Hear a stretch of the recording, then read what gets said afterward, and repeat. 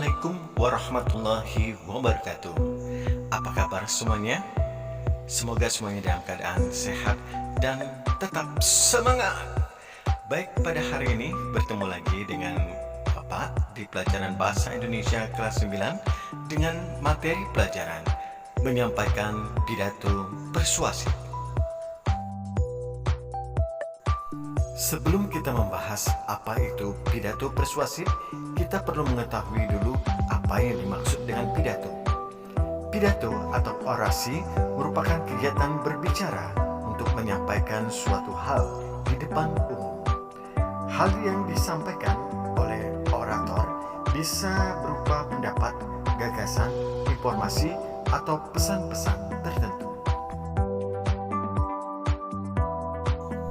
Pengertian pidato persuasif adalah pidato yang berusaha untuk membujuk secara halus atau mengajak pendengar dengan menyampaikan pendapat, gagasan, dan alasan yang jelas, masuk akal, dan dapat dipertanggungjawabkan kebenarannya. Cara memersuasi atau membuat pidato kita mampu mempengaruhi atau membujuk orang lain adalah dengan 3 hal, yaitu melalui etika, emosi, dan logika. Etika yaitu menggunakan pendekatan etika atau berhubungan dengan perbuatan baik buruk atau tatanan sosial yang baik, kesopanan, dan sebagainya. Emosi merupakan gugahan perasaan sehingga seseorang ataupun audiens mampu tergugah hatinya setelah mendengar apa yang kita sampaikan. Yang ketiga adalah logika, menyampaikan sesuatu yang masuk akal.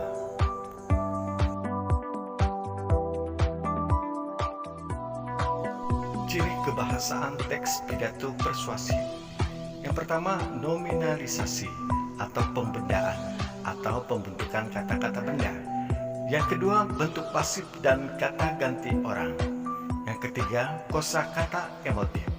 Yang keempat, kosakata bidang ilmu atau istilah. Yang kelima adalah sinonim atau persamaan kata. Dan yang keenam adalah modalitas. Langkah-langkah menyimpulkan persuasif. Yang pertama, mendengarkan atau menyimak isi pidato. Selanjutnya, tentukan topik pidato. Langkah berikutnya adalah mencatat butir-butir penting dalam pidato. Dan terakhir, menyimpulkan gagasan, pandangan, ataupun pesan dalam pidato. Struktur isi pidato persuasif terdiri atas 3 hal. Yang pertama, pernyataan posisi. Pernyataan posisi merupakan pendapat atau pendirian yang diambil penulis terhadap suatu persoalan. Misalnya, apakah posisimu terhadap persoalan remaja dan bela negara? Yang kedua, tahap argumen. Argumen perlu dikembangkan dan didukung secara logis, dibuktikan dengan alasan, contoh-contoh, bukti pakar, dan informasi statistik.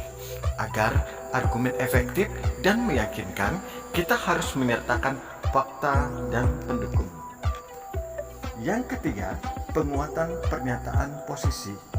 Di bagian ini, letak argumen ditonjolkan. Simpulan posisi berdasarkan argumen yang telah disajikan memperkuat pernyataan posisi. Nah, anak-anak sudah paham kan tentang pidato persuasif? Gampang kan? Iya. Baiklah, pada hari ini cukup sekian saja materi yang Bapak sampaikan. Sampai jumpa nanti pada materi berikutnya. Jangan lupa untuk terus jaga kesehatan, terus rajin belajar di rumah, dan terus beribadah. Kita berdoa bersama agar pandemi COVID Corona ini segera berakhir. Bapak tutup dengan ucapan, wassalamualaikum warahmatullahi wabarakatuh, dan tetap semangat!